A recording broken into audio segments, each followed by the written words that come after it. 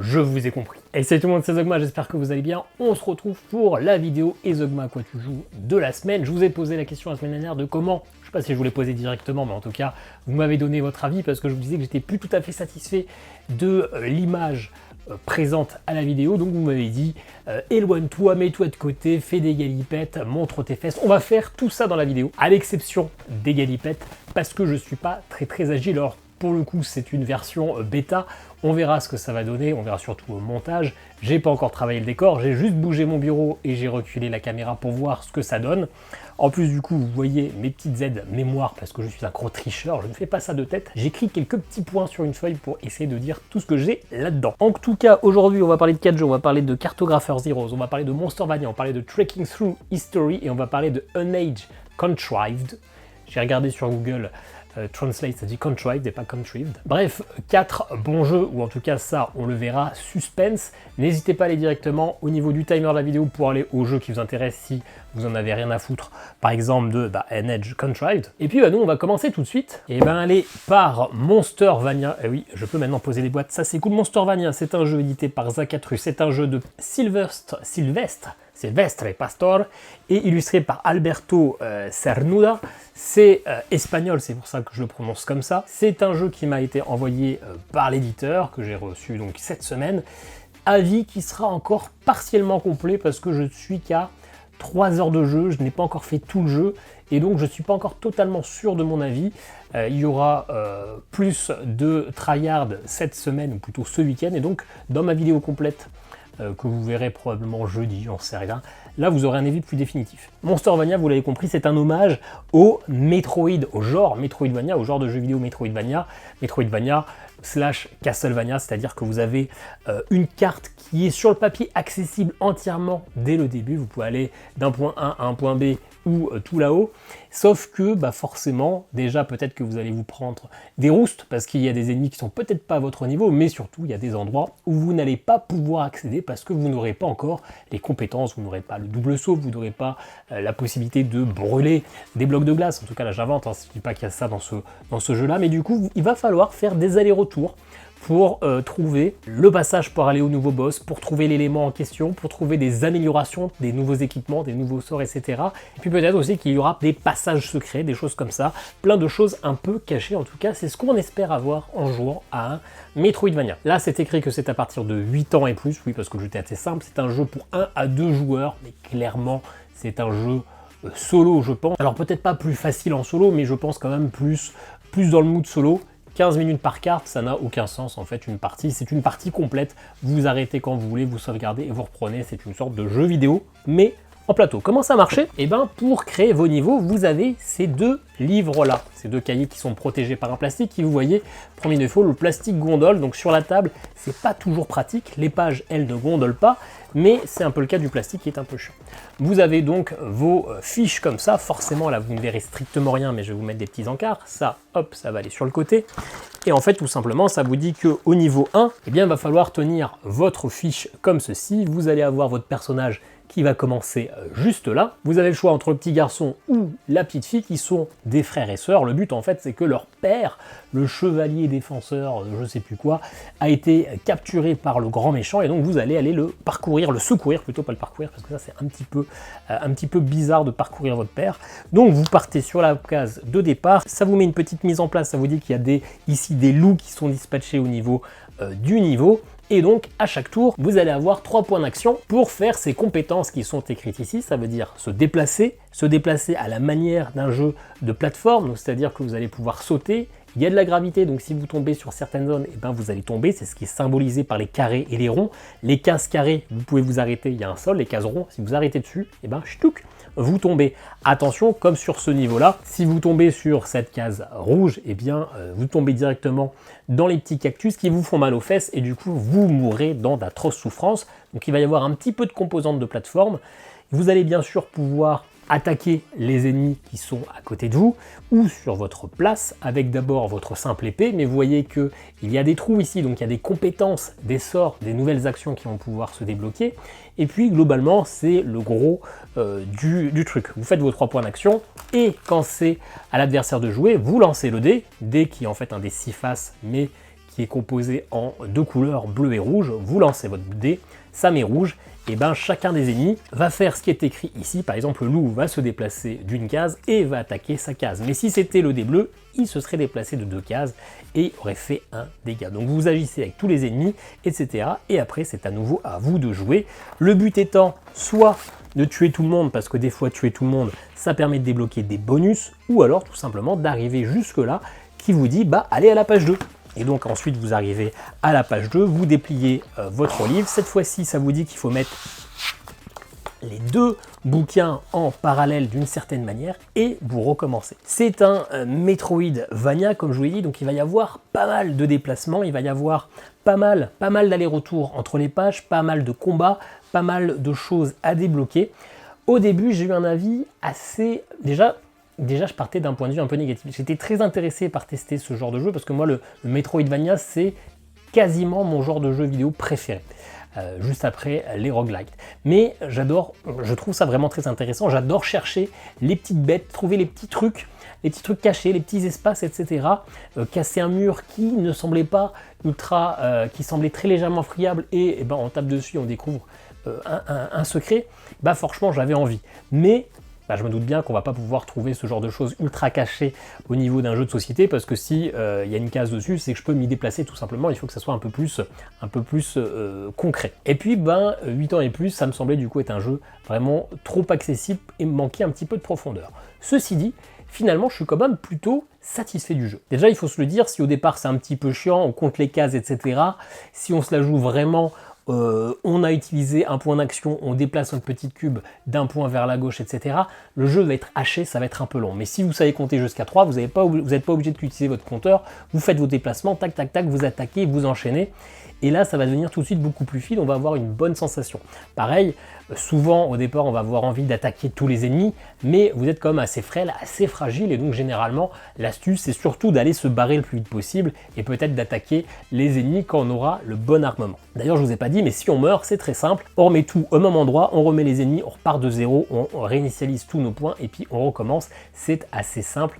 En fait, on n'a pas vraiment un game over, on reprend, bim, on réapparaît au début du niveau, au début de l'écran, comme dans pas mal de jeux maintenant, où on a un petit peu, on n'est plus sur ce côté arcade où on va souvent mourir et devoir dépenser de l'argent. On est maintenant sur des niveaux, on meurt, mais on recommence exactement pour passer l'obstacle en question. Donc finalement, une fois qu'on a un peu joué, on commence à devenir un peu plus à réagir, etc. Tac, tac, tac, tac. Et finalement, on va apprendre aussi à se déplacer, parce que si on se déplace comment, on attaque, on se déplace et on reste devant l'ennemi, on va prendre assez cher. Donc on va rapidement apprendre à se déplacer de manière astucieuse. Et c'est là où, si les premiers tours de jeu sont un peu chiants parce qu'on n'a aucune compétence, très rapidement, on va débloquer le dash. Vous savez, le dash, c'est quand vous faites vos mouvements, bam, souvent c'est avec une petite gâchette, vous faites un tout petit déplacement pour arriver dans le dos de l'ennemi ou pour arriver sur une plateforme que vous auriez loupé, etc. Et là, on va vite débloquer ce dash et finalement, ça va rendre les déplacements un peu plus stratégiques. Là, il y a un boss, j'ai 2 points d'action encore disponibles. Est-ce que ça vaut le coup que je me rapproche alors que je vais me prendre une tatane, alors que j'ai moyen de savoir les coups que je vais prendre? Bah non, je vais me rester un petit peu, je vais rester où je suis, je vais prendre un peu de hauteur parce que je sais qu'il peut venir m'attaquer et je me concentre pour récupérer de la mana. On va rapidement avoir ces petits joueurs stratégiques qui sont finalement franchement intéressants, franchement sympas. On a aussi pas mal de choses à débloquer. Niveau de compétences, si on a le petit dash qu'on débloque assez rapidement, on a, et encore là, c'était pas assez exceptionnel, j'aurais pu faire comme ça, bam, on a plein de compétences, 1, 2, 3, 4, 5, 6, 7, 8, 9, 10, 11, 12, 13, 14, 15, 16, je pense qu'on a à peu près 25 compétences qu'on va pouvoir débloquer petit à petit, et on n'a que 3 points de compétences, on n'a que 3 zones où on va pouvoir se pimper. Donc au début de chaque écran, au début de chaque niveau, entre guillemets, ben, on va choisir les compétences qu'on va utiliser pour pouvoir vaincre plus facilement les ennemis, gérer un peu plus en fonction de notre type de jeu. Bien sûr, ça, eh bien, il va falloir le débloquer, donc il va falloir les trouver, il va falloir réussir à vaincre certains ennemis avec un timer bien précis pour débloquer des compétences, etc. Donc ça ne va pas être si simple. Et le jeu, si les règles sont simples, le jeu est quand même assez compliqué, assez retors.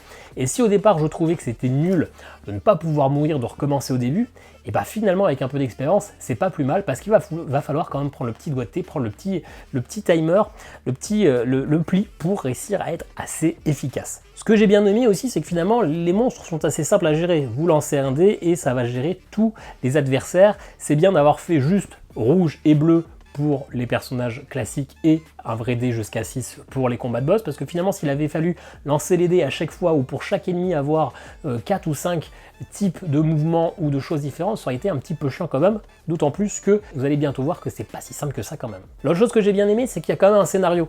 Vous allez avoir des pages, hop, je défais un peu tout le bordel que j'ai mis, où vous allez rencontrer des personnages, et ces personnages, vous allez pouvoir leur parler, c'est le livret de dialogue qui est ici. Alors vous n'allez pas rencontrer 15 000 personnages, vous n'allez pas avoir 15 000 dialogues, mais il y a quand même une cinquantaine de dialogues différents qui vont vous apprendre quelques petites choses sur le lore, sur les personnages, sur le méchant, qui va vous dire bah lui il est parti là-bas, si tu vas là-bas ça va plutôt être facile, mais là-bas c'est plus dur mais tu as une belle récompense.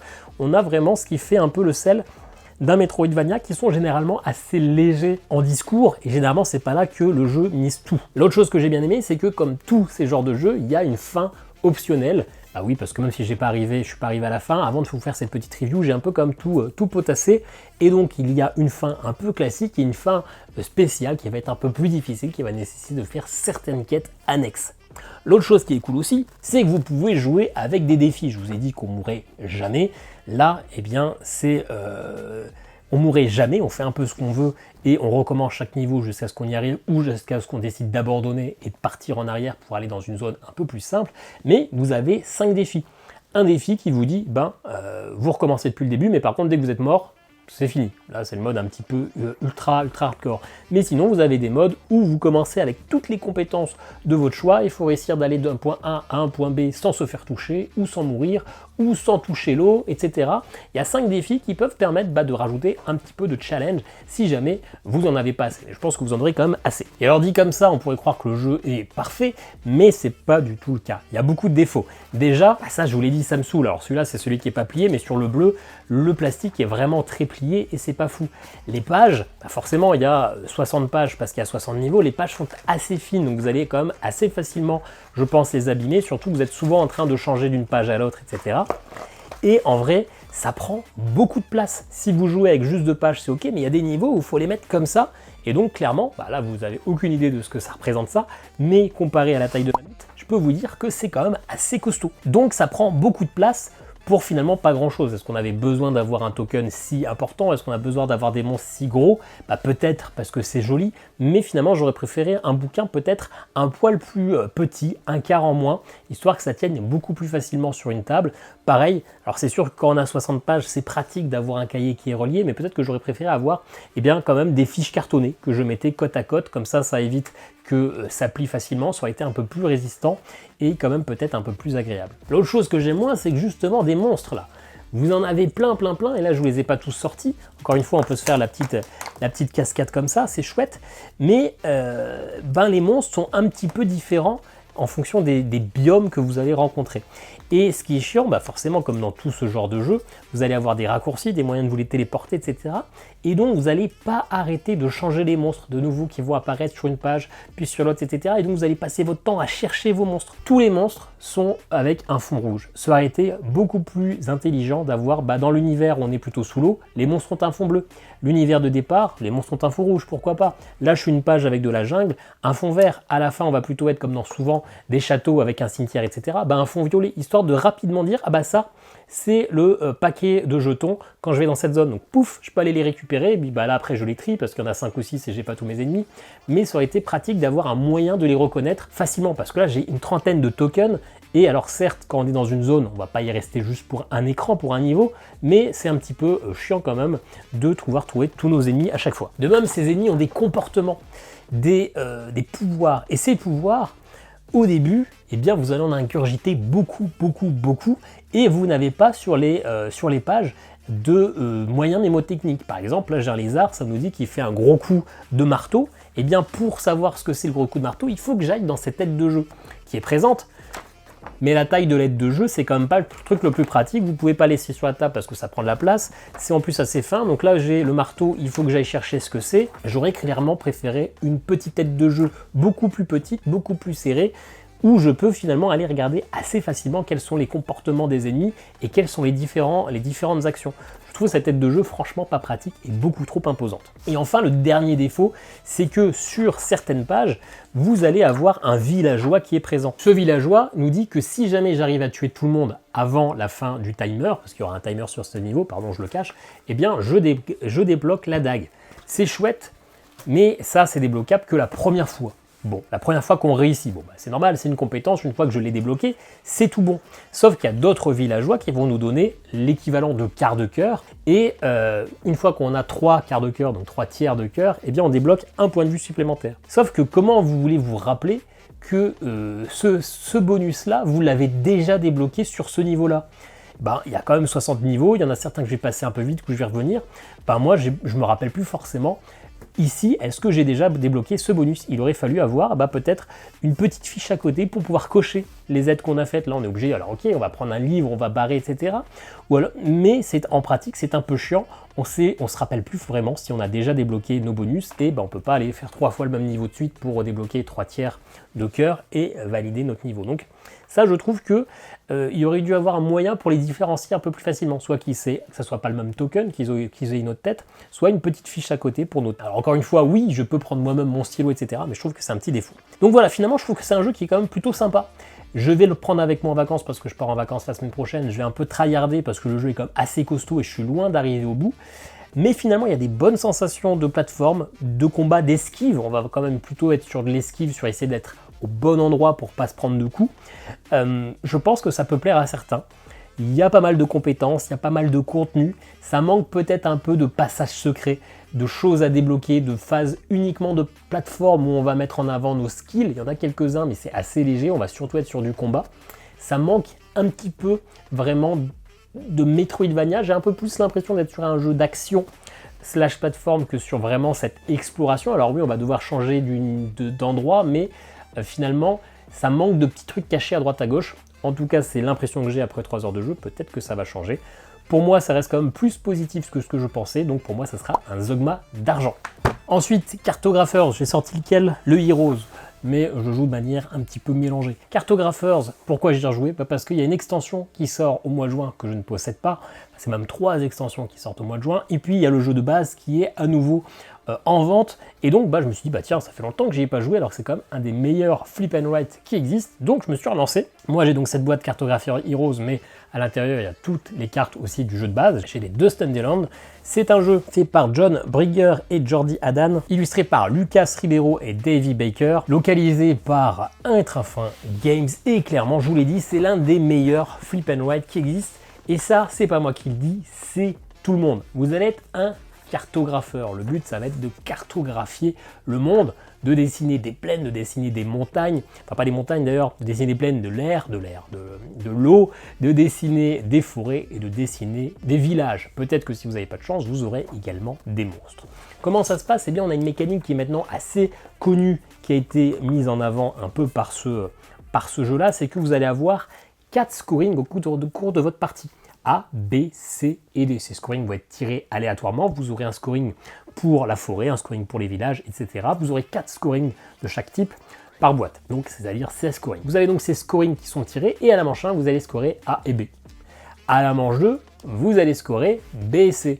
À la manche 3, C et D. Et à la dernière manche, vous allez à nouveau scorer A, puis vous allez scorer D. Ce qui fait que si vos 2 premiers scorings ne parlent pas du tout des cartes de positionnement de village et qu'à un moment vous êtes obligé de poser des villages, vous allez comme réfléchir à vos prochains scorings. Mais finalement, quand vous serez à la 3e manche, vous aurez déjà scoré 2 fois le B, donc vous n'aurez plus aucun intérêt de faire attention à ce scoring B.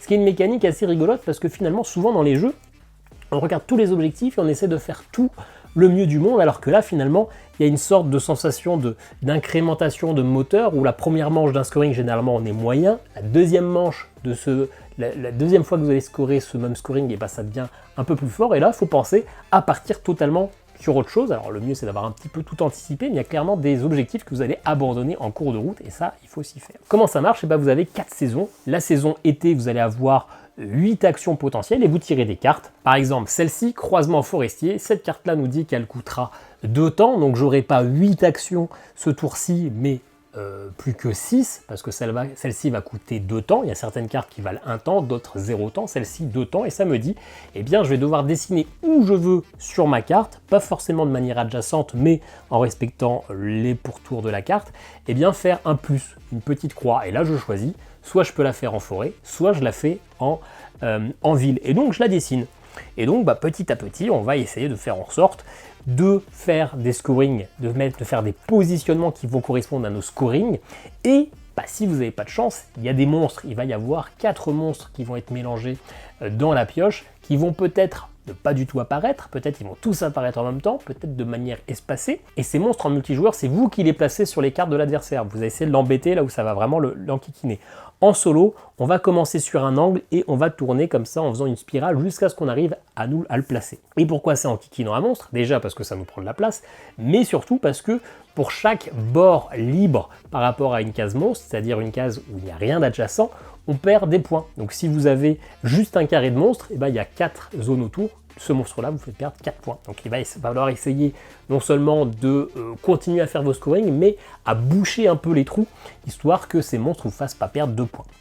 Vous faites ça du coup pour faire 4 manches, les 4 manches qui sont de plus en plus courtes, et vous scorez. Forcément, comme les scorings sont différents, certains sont plus simples, certains sont plus compliqués, et sur ces scorings, pour le solo, vous avez un score à battre, c'est-à-dire que vous allez avoir 4 scorings. Sur celui-là, il y a écrit 12. Imaginons que mes 4 scorings est noté 12, il faut que je fasse au moins 48 points, 4 x 12 en tout, pour considérer que j'ai une victoire. Et puis après, plus vous êtes en positif, plus vous êtes un cartographeur légendaire. J'aime beaucoup ce jeu. Il y a une belle rejouabilité, même si pas tant que ça avec une boîte quand même, on va y revenir, mais il y a une belle rejouabilité, il y a ce petit côté cartographier la carte qui est franchement assez chouette. Alors moi, ça ressemble à un truc comme ça, c'est moche, c'est juste des petits traits, mais ou alors si je la joue un peu plus roleplay, je fais des vagues et des espèces de sucettes qui correspondent à des arbres, mais moi globalement mes cartes sont moches. Mais même quand c'est moche, ça a quand même plutôt un peu de gueule parce qu'il y a un petit peu de couleur sur la feuille. Par contre, si vous regardez sur BGG, il y a des mecs franchement qui s'excitent de fou, qui font vraiment des cascades, qui dessinent des petits moutons, etc. Il y en a, leur partie de cartographie, ça doit leur prendre, de cartographeur, ça doit leur prendre la semaine, mais ce sont des œuvres d'art. Mais franchement, c'est plutôt chouette. C'est finalement en plus pas si restrictif. Il y a des fois des jeux où on est un peu embêté, on est un peu coincé. Là, on a de la place. On peut un peu faire ce qu'on veut. Mais ce qui va être intéressant, mais là où ça va différencier, c'est finalement bien gérer les scorings pour bien les mettre en place. Généralement, on n'est pas coincé par la place, mais vraiment, c'est la réflexion qui va être importante. Et puis finalement, un beat to run score, c'est toujours un petit peu enquiquinant, mais là, le fait qu'on ait un objectif de points à atteindre, ça marche plutôt pas mal. Je vous l'ai dit, il n'y a peut-être pas tant de rejouabilité que ça, parce qu'à chaque partie, vous aurez un scoring vert, un scoring bleu, un scoring rouge, etc. Et pour chaque scoring, dans une seule boîte, vous en avez 4. Donc finalement, vous allez avoir un quart des scorings à chaque partie. Alors certes, ils sont répartis de manière différente. Peut-être que A plus B, sur une partie, ça sera vert plus bleu, mais à l'autre partie, ça sera vert plus rouge. Donc ça ne sera pas la même disposition, mais vous allez quand même souvent revoir les mêmes scorings. Et petit à petit, avoir l'habitude et scorer assez facilement le plus 30 par rapport à l'objet. Ça, c'est pour moi son défaut. C'est peut-être un manque de rejouabilité sur le long terme, même si le plaisir reste toujours intact, même 15-20 parties après. Parce que moi, là, cette semaine, je me suis fait 15 parties. Mais, clairement, achetez-vous au moins cette extension-là. Mais sinon, achetez-vous également ces packs, celui qui est déjà sorti, qui comprend 3 extensions, plus le nouvel. Ces extensions rajoutent des nouvelles cartes, qui du coup vous donnent, cette carte-là, elle est toute simple. Celle-ci derrière, il y a des zones qui sont dévastées, mais il y a plein de cartes avec des micro-objectifs, des micro-scorings un petit peu différents, et surtout ça vous rapporte des nouveaux ennemis, ça vous rapporte des nouvelles cartes de chaque scoring, et là, quand vous commencez à avoir votre petit pool, parce que toutes les extensions sont entrecroisables, etc., là vous avez quand même un gros paquet d'objectifs et une grosse rejouabilité. Franchement, c'est un des meilleurs flip and write. Il n'a pas vraiment de défaut, il est accessible, il a un système de scoring qui est innovant. Son seul finalement défaut, c'est peut-être un manque de contenu avec une seule boîte.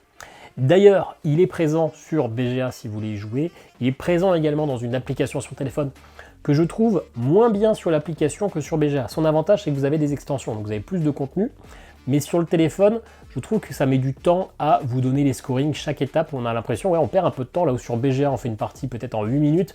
Même pas 6 minutes sur téléphone, ça va prendre plutôt 10 minutes la partie, donc on a quand même une petite latence, mais franchement, un des meilleurs Flip and Ride. Si vous ne l'avez pas encore acheté, achetez-le. Cette version Heroes va rajouter des héros qui permettent d'aller tuer plus facilement des monstres et de les mettre, d'anticiper leur placement en les mettant. Les héros sont clairement pas indispensables pour le solo, mais avoir plus de scoring, ça c'est cool. Donc je vous l'ai pas dit, mais clairement c'est un Zogmador pour ce Cartographers Heroes, il n'y a pas de doute là-dessus. Allez maintenant, si l'histoire n'est pas un fardeau pour la mémoire, mais une illumination de l'âme, ce jeu est-il une illumination de notre année ludique ou pas? Pourquoi je vous dis ça? Parce que c'est la phrase qui est citée, enfin je voulais un petit peu modifier, mais c'est la phrase qui est au dos de la boîte. On va parler de Trekking Through History, un jeu de Underdog Games, un jeu de... Ah, c'est l'inconvénient de ne prendre que la boîte pour pas exploser tout le dos. Qu'est-ce qui fait ce petit jeu? C'est... Ah, bah Charlie, bah mec, hey, bienvenue au club. Charlie Blink est illustré par Eric Ibeler. C'est un jeu ultra familial qui fait... Alors non, il fait peut-être pas tant son petit buzz que ça, mais il fait quand même un petit peu parler de lui. Je vous ai déjà tourné une vidéo sur la chaîne, je ne sais pas pourquoi, je suis parti du principe dans mon avis que vous n'aviez absolument pas regardé ma vidéo, donc je vous réexplique absolument tout le jeu, même les règles, c'est infâme. J'étais fatigué, j'étais malade. Mais bon, c'est pas si long que ça, donc j'ai laissé mon moi vous réexpliquer les règles d'une partie que vous étiez censé avoir vue. Un jeu très simple, très familial, et qui fait un peu de bruit déjà à cause de son matériel, parce que le jeu est vendu avec un petit tapis en néoprène. Rien que ça, juste pour calculer, pour vous montrer, pour compter les scores et pour mettre la rivière. C'est royal. Vous avez également un petit Game Trace avec les différentes ressources, les différentes pièces que vous allez pouvoir débloquer, qui sont toutes en impression 3D, que vous allez pouvoir débloquer et mettre sur vos petits plateaux personnels, parce que vous aurez des petits plateaux personnels en tressé pour les différentes ressources que vous allez débloquer qui vous permettent de gagner des points de victoire. Le but de Trekking Through History, c'est finalement de faire une suite de cartes. Vous allez avoir sur cette rivière, que vous n'avez sûrement pas, tout plein de cartes, par exemple celle-ci 1829, celle-ci S'envoler avec les frères White en 1903, celle-ci Naviguer à travers le monde avec Magellan en moins 1519, et celle-ci, de tête, je vais dire que ça doit être moins 12 000, chasser le bison équipé d'un atlacle. Exactement. Bon, j'ai pas de mérite, hein, c'est écrit derrière, bien évidemment, hein, je suis pas comme ça. Donc vous avez votre petite rivière de cartes, et là, bah, vous allez essayer de prendre une carte. Comme il faut faire une frise chronologique, si je suis pas trop con, je prends la moins 12 000, ça sera la carte la plus vieille, je crois même que c'est la plus vieille, tout confondu au niveau des cartes. Je la mets chez moi, ça m'a coûté 2 temps, c'est ce qui est écrit ici. Parce que vous avez une grosse horloge que je pourrais ajouter dans le décor pour faire la décoration. Vous avez une grosse horloge et la manche est terminée quand vous avez fait un tour complet de l'horloge. Donc si vous avez pris cette carte qui vous a coûté 2 temps, vous allez utiliser votre petit token, votre petite horloge, et vous allez l'avancer de 2. Celui qui va rejouer, c'est celui qui est le moins avancé au niveau du plateau, à la manière d'un Tokaido. Donc des fois, ça va être stratégique de prendre une carte à 0 ou à 1, peut-être qu'elle sera un peu moins intéressante, mais elle vous permettra de rejouer. Là où si vous prenez la carte ultime à 4 temps d'action, bah, vous n'allez pas rejouer de sitôt. Donc vous avez déplacé votre petite montre à gousset sur l'horloge, vous avez gagné cette ressource-là, qui est une ressource jaune, et vous gagnez également la ressource qui est dessinée sur le plateau, sous l'endroit où vous avez pris la carte. Ces ressources, vous les mettez directement sur votre petite fiche que vous avez choisie parmi 4 en début de manche, et tout simplement, dès que vous arrivez sur un bonus, vous les gagnez. Par exemple, quand je serai à la 4e petite pièce rouge, eh bien, je gagnerai un point de victoire, mais si par exemple, j'ai mis une pièce sur toute cette ligne-là, et bien ici, je gagne les points de victoire. Les autres joueurs rejouent, quand c'est à moi de jouer, eh bien, je vais prendre une autre carte, bien sûr, on aura rempli la rivière, et je vais avoir tout intérêt à prendre par exemple celle-ci, moins 506. Parce que le but est de faire une frise chronologique. Quand je ne peux plus mettre de cartes plus récentes, eh bien je suis obligé de prendre mon paquet, de le mettre de côté et de recommencer à 0. Sauf que ici, vous avez tous des scorings qui sont notés. Si vous arrivez à faire une suite chronologique de 10 cartes, c'est 30 points. Si vous faites une suite chronologique de 9 cartes, c'est que 21. Donc la 10e carte vous rapporte 9 points de plus. De même que la 9e carte vous rapporte 4 points de plus, alors que la 8e, 3 points de plus. Vous l'avez compris, ça va être exponentiel et vous avez intérêt finalement à essayer de faire en sorte de faire une grosse suite de cartes, même si parfois ça sera un peu plus intéressant de faire un coup suboptimal pour débloquer les bonus de votre fiche. Ça, vous le faites 3 fois, 3 tours entiers de l'horloge. À chaque partie, à chaque manche, eh bien on change le paquet de cartes. Le paquet de cartes de la manche 1 n'est pas le même que de la manche 2, ni celui de la manche 3. Celui qui a le plus de points gagne. En solo, vous avez un automa qui joue de manière extrêmement simple. Il va toujours prendre la carte la plus ancienne qui correspond à sa suite, de manière à ce qu'il fasse avancer sa suite. Lui, il a son propre petit plateau qui est même composé de 2 plateaux qu'il va garder tout au long de la partie, parce que vous changez à chaque manche de plateau. Et il va cumuler les points. Il a 4 niveaux de difficulté avec du coup des petits bonus en fonction de son niveau de difficulté. Ça se joue extrêmement facilement. Un jeu, on pourrait dire surproduit. Surproduit, est-ce qu'on a besoin pour un jeu familial de petites pièces comme ça, de trails, d'un tapis en néoprène, de montres à gousset en plastique? Oui, on en a besoin. Oui, on en a besoin parce que c'est un jeu familial. Et l'image du jeu de société dans le monde moderne n'est pas encore totalement démontrée, n'est pas prouvé que c'était cool, les jeux de société. Les jeux de société, c'est le truc de mamie, c'est le truc un peu chiant. Les jeunes n'ont pas envie d'y jouer. Là, si vous avez un matériel un petit peu propre, des belles petites pièces, un beau tapis, des belles couleurs, des belles cartes, c'est quoi ce beau truc là? Vous avez envie de regarder quoi. Vous allez être intéressé et vous allez y jouer. Donc oui, c'est peut-être un peu surproduit pour ce que c'est, mais je pense que du coup c'est une belle porte d'entrée. Ça va être un jeu qui va attirer. D'autant plus qu'en vrai le jeu n'est pas si cher. Je crois que c'est 40 € pour ça, ce qui est quand même plutôt correct. Jeu très simple, un jeu qui donne l'impression d'avoir des choix. Très sincèrement, on n'a pas tant de choix que ça et c'est peut-être son plus gros défaut. Certes, il y a un petit peu de réflexion sur le choix de la grille. Certes, des fois on va prendre des cartes un peu moins bonnes pour scorer un peu plus de points, et dans ce cas-là, vous avez juste à compter ce qui est le plus rentable, mais souvent, entre une carte qui est à 600 avant Jésus-Christ et 1700, il n'y a pas photo, vous prenez la carte qui vous arrange le plus, parce qu'il y a une prépondérance des scoring pour la suite de cartes la plus importante. Donc même si on a 5 cartes à chaque tour, clairement, souvent, on hésitera peut-être entre 2 cartes, et le choix sera un peu vite fait.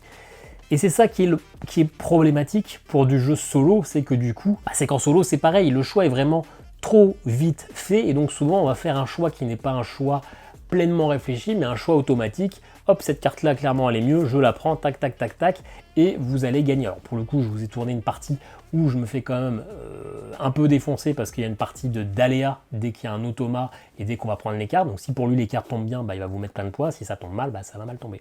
Mais voilà, le jeu est beaucoup trop familial pour être vraiment très intéressant en solo.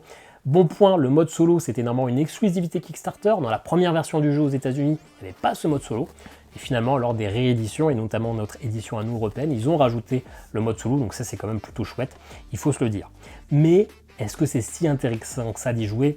Non. Peut-être le soir vous êtes vraiment très fatigué, ou parce que vous avez envie de faire jouer vos enfants et que vous faites une petite partie solo comme ça, juste pour qu'eux ils aient envie de regarder, et peut-être qu'ils vont finir la partie et venir jouer avec vous. Mais c'est un jeu où vous allez beaucoup trop jouer de manière automatique sans vraiment réflexion parce qu'il y a assez peu de réflexion. Voilà, donc ceci dit, c'est quand même un jeu qui est plaisant, c'est pas un jeu avec de vrais défauts, si ce n'est que c'est un jeu très familial et que en joueur solo, on n'a peut-être pas envie de ça, on a peut-être envie de se casser un tout petit peu plus la tête. Donc pour ça, c'est un Zogma de bronze pour du solo, mais sinon je pense que ça serait plutôt du Zogma d'argent pour du jeu multijoueur. Il invente rien, mais il le fait bien. Il est beau, il est pas si cher, on passe un bon moment, c'est rapide, c'est 25 minutes, donc on peut en enchaîner facilement. J'ai toujours pas fait jouer ma compagne, parce que depuis que je l'ai, c'est-à-dire 3 semaines, on n'a pas eu de moment où on était seuls tous les deux. Je suis en vacances la semaine prochaine, ma fille est à la crèche, donc je pense que je vais lui faire essayer. C'est le genre de jeu, je pense, qu'elle peut clairement apprécier. Voilà, Zogma de bronze en solo pour ce Trekking Through History. Dernier jeu, An Age Contrived. Ça prend de la place, c'est lourd, ça se range pas dans une Kallax. C'est une localisation Pixie Games, ça m'a été envoyé d'ailleurs. Première boîte presse de Pixie Games, qui ne m'a toujours pas envoyé au niveau du service après-vente ma figurine cassée de Tiny Epic Dungeons, mais je ne désespère pas, je ferai peut-être une 3e demande de service après-vente. C'est un jeu normalement sorti d'un Kickstarter, mais je pense pas qu'en France il y ait eu un Kickstarter, je pense que ça sort directement comme ça. Forcément, c'est écrit en dessous, un jeu de Chris Matthew illustré par Serena Malion. Bref, oh tiens d'ailleurs, le mode solo c'est David Digby.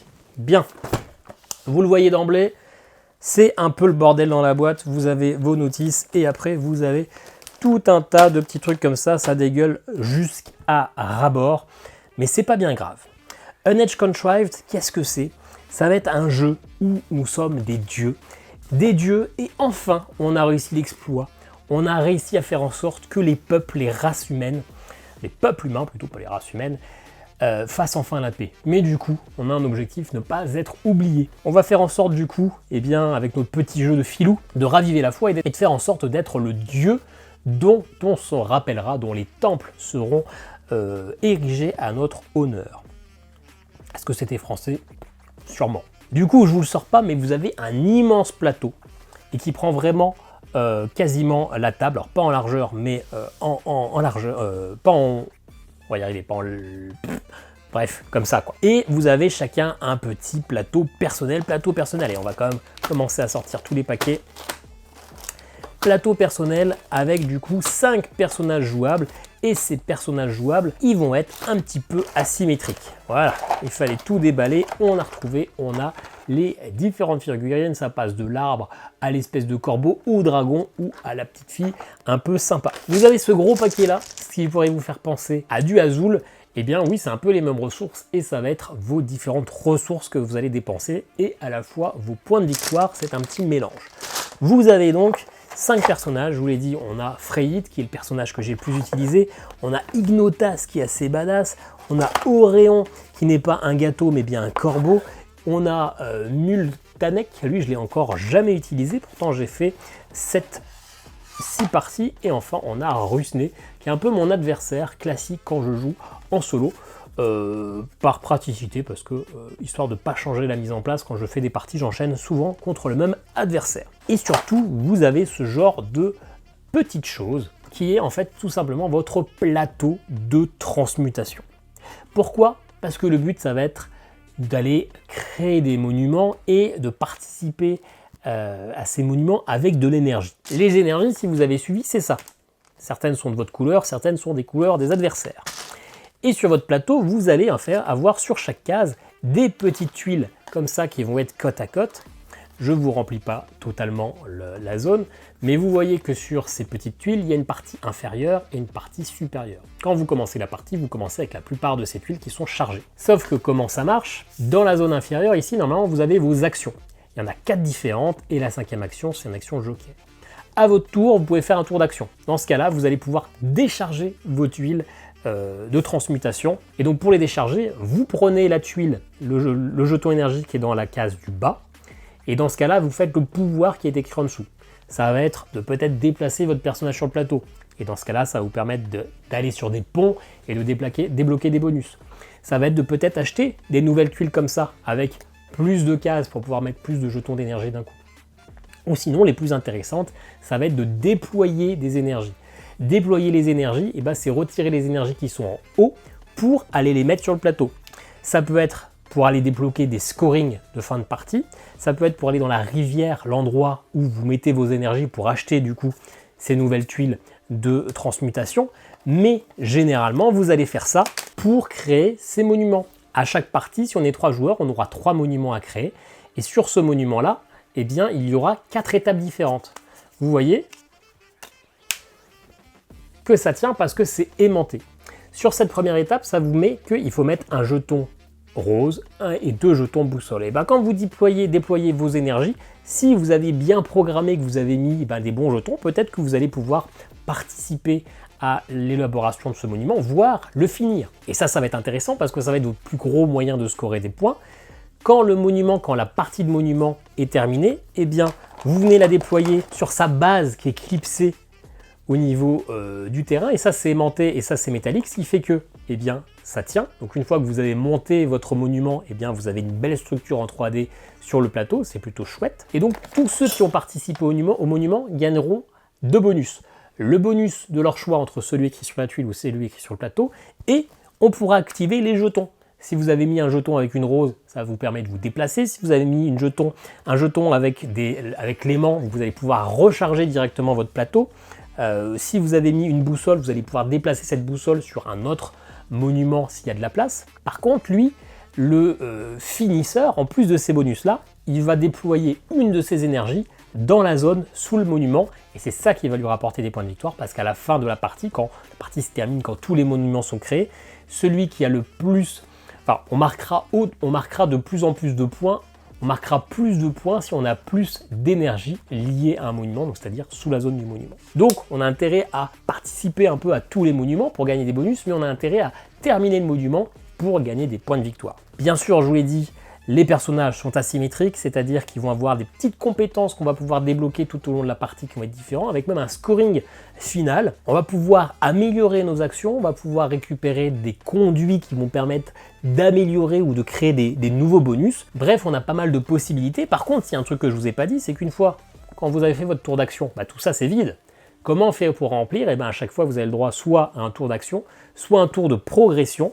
Et dans ce cas-là, vous allez retirer votre tuile qui est la plus à droite et vous avez toujours deux autres tuiles qui sont en stock. Donc vous allez pouvoir la charger en partant par la gauche et dans ce cas-là, vous pouvez la remplir. Si vous avez votre jeton flux qui est chargé, vous allez même pouvoir faire ça une deuxième fois pour ajouter deux tuiles qui seront chargées. Donc finalement, à chaque tour de progression, vous pourrez avoir que deux tuiles totalement chargées. À vous de voir si c'est intéressant d'enchaîner un tour d'action dans la suite ou s'il vaut mieux refaire un tour de progression pour avoir au moins 3 tuiles chargées. Bref, à vous de vous démerder, on ne va pas vous expliquer comment jouer non plus, et vous faites en sorte de vous débrouiller le mieux possible et de terminer les différents monuments. Un jeu qui est finalement assez simple dans sa mécanique. 3,55 sur BGG, ça peut faire un peu peur, mais finalement il y a deux choses à savoir. Comment on fait les actions, et il n'y a que 4 actions différentes. Déployer, se déplacer, acheter une tuile, et la quatrième c'est aussi un déploiement mais pas sur les mêmes jetons. Comment on score? En se mettant au niveau des monuments, en liant notre énergie ou en activant les scorings sur les côtés, si on a les conditions, et comment on recharge notre transmutateur. Donc finalement c'est très simple, c'est très accessible. Ce qui va être compliqué en fait, c'est de faire en sorte de ne pas se retrouver dans la merde, de ne pas se retrouver plusieurs tours sans énergie, de pouvoir bien comboter, d'essayer d'être opportuniste au bon moment, ça s'appelle l'opportunisme de toute façon, et de faire en sorte de pouvoir finir les monuments, parce que si vous participez à tous les monuments et vous les finissez jamais, vous serez vraiment dans la merde, donc il va falloir essayer de trouver la bonne tempo. Le solo rajoute quand même un brin de difficulté au multijoueur, parce que vous allez avoir des règles, la gestion d'un paquet automa qui se fait assez facilement, mais il y a pas mal de priorités, c'est-à-dire que vous avez 4 types de jetons différents, et pour chaque action, vous n'allez pas forcément choisir la même priorité pour les jetons, et donc il y a tout un petit apprentissage. Clairement, la première partie, vous serez un petit peu banané, vous ne saurez pas trop quoi faire,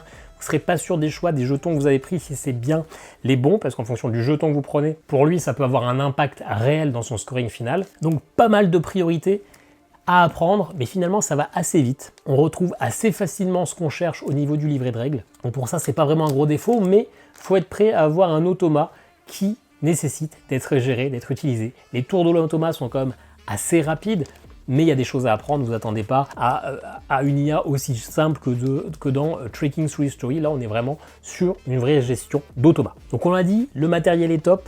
C'est clairement un peu surproduit, mais on voit que c'est du matériel Kickstarter. Mais moi, finalement, ça ne me dérange pas d'avoir ces belles structures en 3D, d'avoir ces beaux jetons.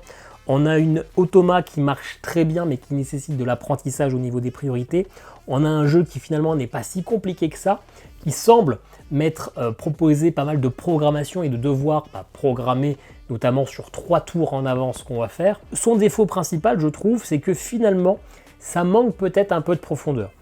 Le jeu vous laisse miroiter 5 joueurs différents, 5 personnages différents avec des pouvoirs différents, avec de la symétrie. Notamment, moi, le personnage que j'aime bien, une fois qu'on a débloqué son deuxième pouvoir, il peut se téléporter sur le terrain, ce qui est pratique pour débloquer des bonus ou pour faire d'autres trucs. Bref, mais finalement, en tout cas, surtout à une partie à 2 joueurs, on va vraiment être sur une course. On va faire en sorte de terminer les monuments le plus vite possible, de couper l'herbe sous le pied de l'adversaire, de ne pas lui laisser le temps de se mettre en place, de faire en sorte, une fois qu'on a nos 3 jetons sous chaque monument, et bien dans ce cas-là, on ne pourra pas marquer plus de points pour ce monument, donc faire en sorte de terminer ce monument parce qu'on a moyen finalement d'accélérer les constructions en fin de partie. Et du coup, j'ai l'impression de ne pas vraiment avoir le temps d'utiliser la symétrie de mon personnage. Je vais essayer de rusher quand même cette asymétrie, parce que si on a débloqué tous nos pouvoirs, le dernier c'est un scoring supplémentaire, et donc avoir 10 points de plus en fin de partie, c'est quand même cool, enfin jusqu'à 10 points de plus, mais j'ai l'impression d'assez peu utiliser ces scorings, en tout cas pour du duo, où ça va vraiment être la course à terminer les bâtiments. Et donc, il y a les tours où je suis peinard, je vais vraiment faire une structure totalement, et il y a les tours où je sais que je ne vais pas pouvoir finir une structure, et ben je vais juste me positionner mettre un jeton, parce que j'ai aucun intérêt de mettre 2 jetons, parce que je sais que l'automa va trop facilement, ou l'autre adversaire va trop facilement terminer un monument, et du coup j'aurais perdu mon temps, donc je vais juste me mettre un. Si j'ai de la chance, il met qu'un jeton, et du coup je vais pouvoir terminer le monument facilement. Si j'ai pas de chance, eh bien il terminera le monument, mais j'aurais pu participer, j'aurais un petit bonus.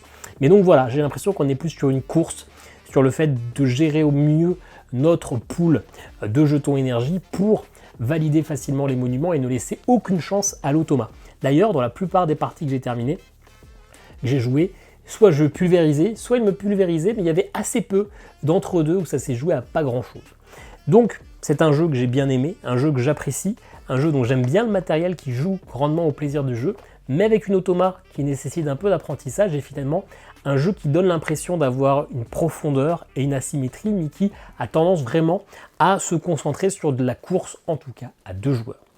Voilà, comptez quand même des parties d'1 heure, 1 heure et demie en solo, plutôt 1 heure si vous ne faites pas de vidéo, mais si vous tournez une vidéo en même temps, ça va durer 1 heure et demie. La vidéo arrivera sur la chaîne, mais du coup, elle va être un petit peu longue, je vous préviens. Un jeu qui m'a quand même plu, je n'en attendais pas grand chose, c'était surtout attiré par le matériel, mais finalement, j'ai trouvé ça plutôt chouette. Je vais lui mettre un Zeugma d'argent pour ce Unaged Contrived, mais attention, c'est clairement pas un jeu pour tout le monde. Voilà pour ce Zeugma à quoi tu joues. 4 jeux plutôt différents, plutôt originaux, plutôt sympathiques. Pas de grosses déceptions non plus cette semaine.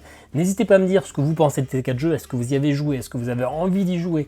Est-ce que je fais faux bond totalement? N'hésitez pas à me dire ce que vous pensez de ce type de présentation. Je vais essayer d'avoir une caméra aussi du dessus, histoire de vous montrer le matériel un peu mieux. Comme ça m'évitera les incrustations et ça sera peut-être un peu plus interactif. Là, c'était un test. Peut-être un petit peu trop long d'ailleurs, j'ai parlé beaucoup trop longtemps de Monstervania, je ne sais pas pourquoi, on pourrait faire quasiment une vidéo juste avec mon extrait sur Monstervania. Dans tous les cas, dites-moi ce que vous voulez, on essaie de s'améliorer, on essaie de progresser à chaque fois. Il y a des petits liens affiliés si jamais vous voulez vous procurer un de ces 4 jeux ou n'importe quoi d'autre sur Ludum et également sur Philibert.